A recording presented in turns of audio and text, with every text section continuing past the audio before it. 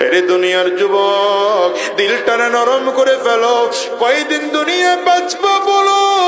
আজ দুনিয়ার জমিনে আছি, আগামীকালের জমিনে থাকবো এমন কোন গ্যারান্টি নাই। বরঞ্চ দুনিয়া আসার সিরিয়াল আছে বাবা, যাওয়ার কিন্তু কোনো সিরিয়াল নাই। সাবধান করে বলে যাই শোনো, এই দুনিয়া আগে দাদা আসে, তারপরে বাবা আসে, তারপরে সন্তান আসে।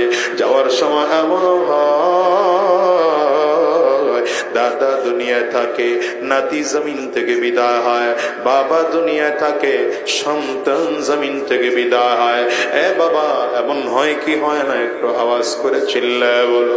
আজকের ময়দানটার দিকেও যদি তাকাও, তাকালে এমন মানুষ খুঁজে পাওয়া যাবে যেই মানুষগুলোর ঘরে মা নাই, যেই মানুষগুলোর ঘরে বাবা নাই। আমি আজাদির ঘরেও তো আমার মা নাই।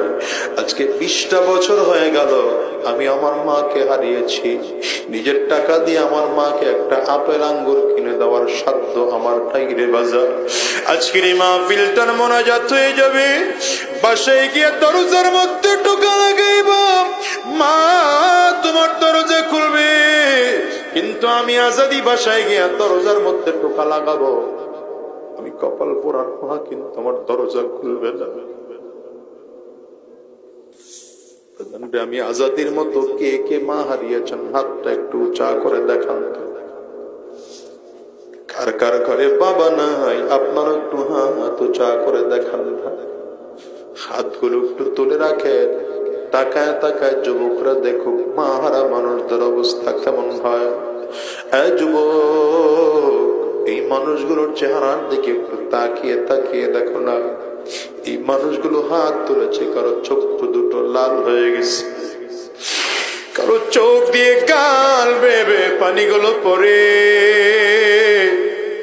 তাকায় দেখো না, কত মুরব্বী হাত তুলেছে, কারো চোখ দুটো লাল, কারো চোখের ফোঁটায় পানি জমে গেছে। এদের কাছে জিজ্ঞাসা করো, লক্ষ কোটি টাকার বিনিময়ে যদি মাকে পাওয়া যেত, তারা মাকে গ্রহণ করত। হ্যাঁ বাজান, যেমন করে মা জমিন থেকে বিদায়, যেমন করে বাবা জমিন থেকে বিদায়, তেমন করে একদিন তোমাকে আমাকেও জমিন থেকে বিদায় হতে হবে। গুনাহগার হয়ে জমিন থেকে বিদায় নেওয়া যাবে না, বেঈমান হয়ে জমিন থেকে বিদায় নেওয়া যাবে না, জাহান্নামী হয়ে জমিন থেকে বিদায় নেওয়া যাবে না, আসামি হয়ে জমিন থেকে বিদায় নেওয়া যাবে না। এই জন্য মালিকের কাছে চোখের পানিগুলো ফেলে ফেলে কান্না করো, আর ক্ষমা চাও, আর রাতের অন্ধকারে তাহাজ্জুদ নামাজের মতো